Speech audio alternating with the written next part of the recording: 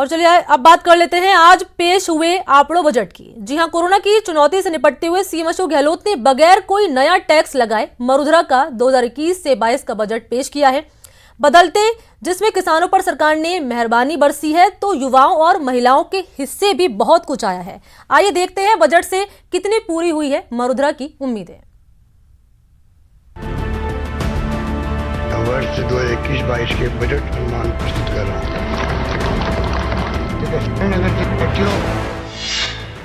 मरुधरा के विकास का ब्लूप्रिंट, कृषि, हेल्थ और एजुकेशन पर फोकस, किसान, युवा, महिलाओं के लिए खुला खजाना, 2 घंटे 47 मिनट का ऐतिहासिक बजट भाषण। पलट देते हम मौजे हवादिस अपनी जुलूस से कि हमने आंधियों में भी चिराग अक्सर जलाए हैं।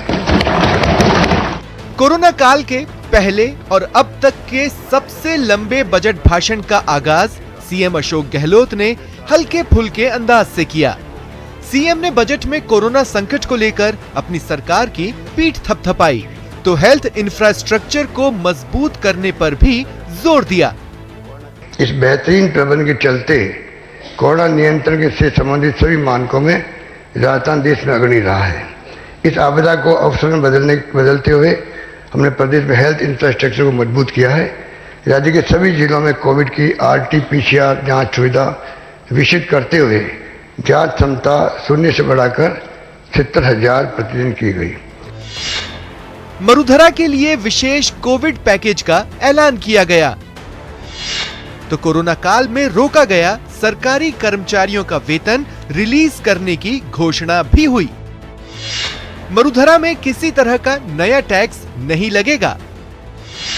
वहीं टैक्स मद में 910 करोड़ रुपए की छूट भी मिली है।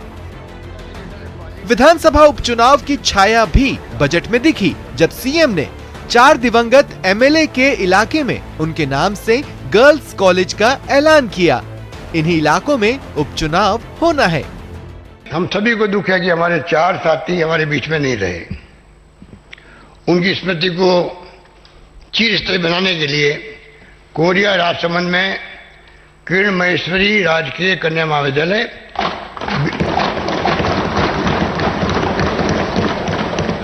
भिंडर में उदयपुर में गजेंद्र सिंह सक्तावत राजकीय कन्या महाविद्यालय, सुजानगढ़ चूरू में मास्टर भवनलाल राजकीय कन्या महाविद्यालय और गंगापुर भीलवाड़ा में कैलाश त्रिवेदी राजकीय कन्या महाविद्यालय खोलने की घोषणा करता हूं।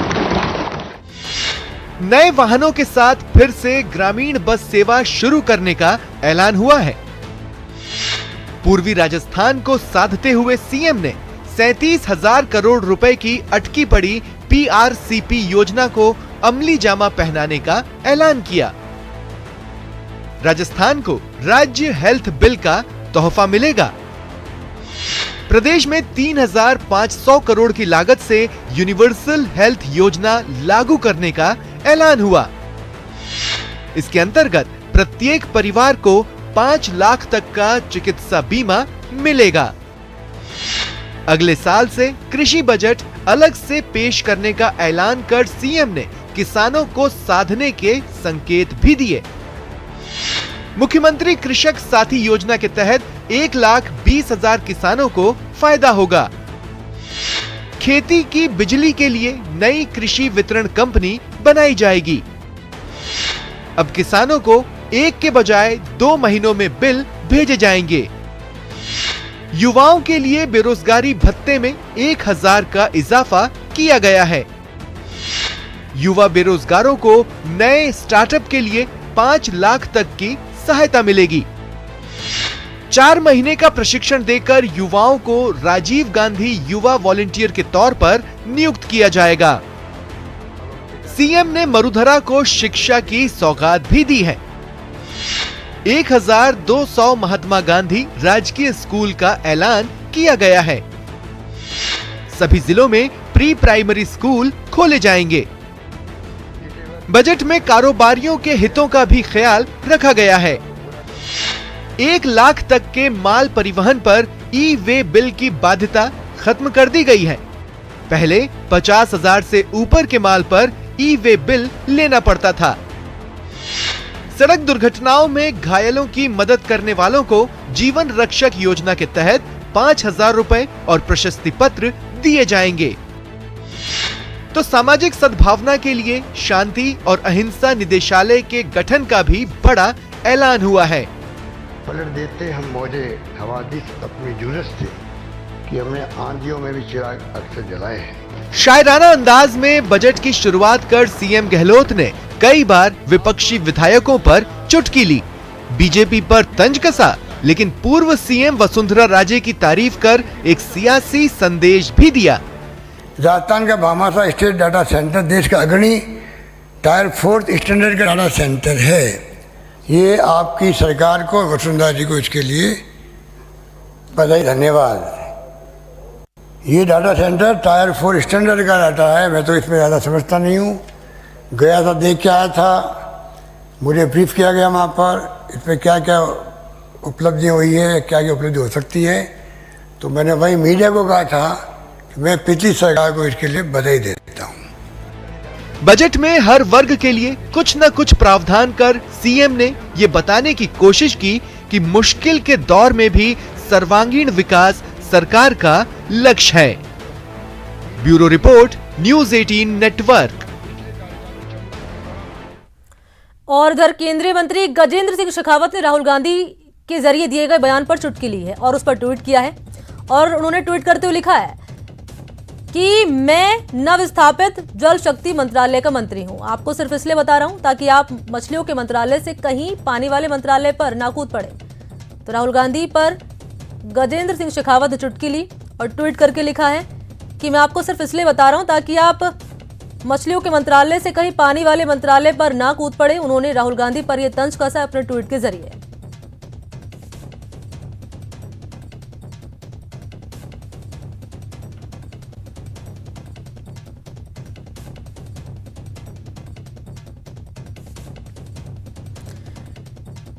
तो जल शक्ति मंत्री गजेंद्र सिंह शेखावत ने राहुल गांधी के जरिए दिए गए बयान पर तंज कसा है और ट्वीट करके लिखा है। और ट्वीट आपको दिखा रहे टीवी स्क्रीन पर क्या कुछ लिखा है। कहा कि मैं आपको सिर्फ इसलिए बता रहा हूं अपना परिचय देते हुए ताकि आप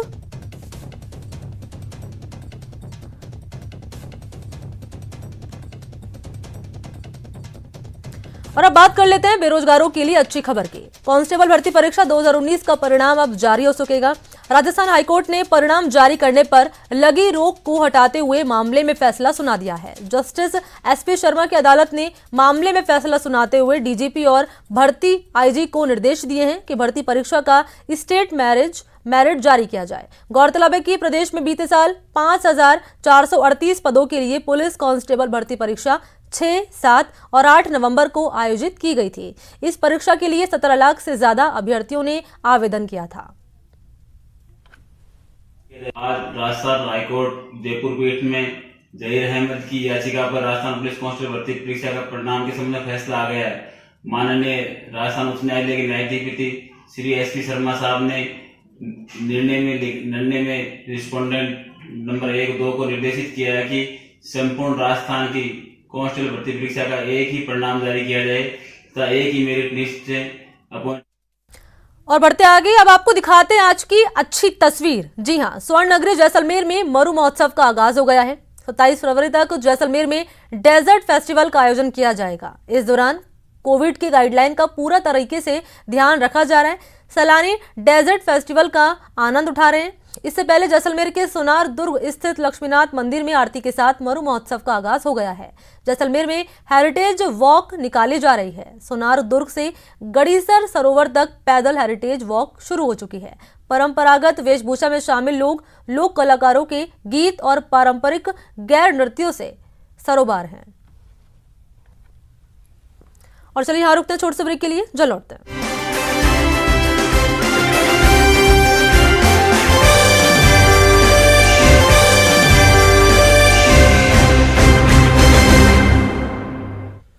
और चलिए ब्रेक के बाद बात कर लेते हैं नेटवर्क 18 की खास पहल की। प्रधानमंत्री मोदी का आत्मनिर्भर भारत का आह्वान देश की अर्थव्यवस्था के एक अहम मोड़ पर आ चुका है।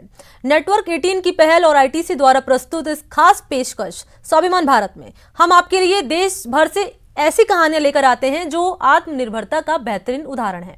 नवाचार और उपलब्धियों की ऐसी कहानियां जो दरअसल ये बताती हैं कि हम एक राष्ट्र के रूप में क्या पहचान रखते हैं। इन्हीं में से एक कहानी है फ्लिपकार्ट की। देखिए।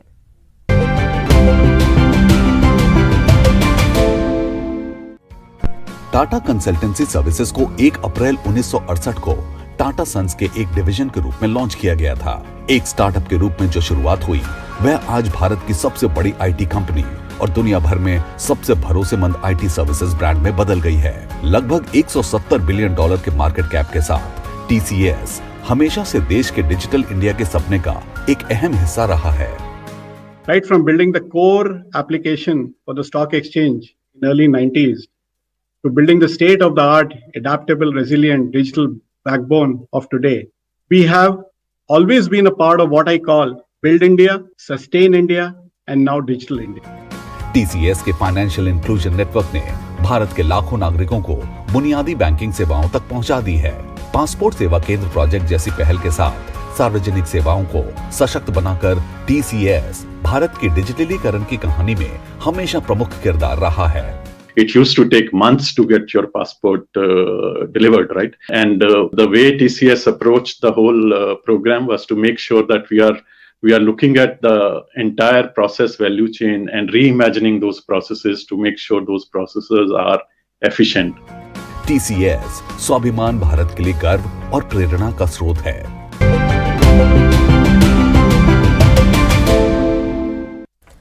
और हमारी खास पेशकश स्वाभिमान भारत में देखिए फ्लिपकार्ट की पूरी कहानी। तो इसी के साथ इस बुलेटिन में इतना ही। नमस्कार।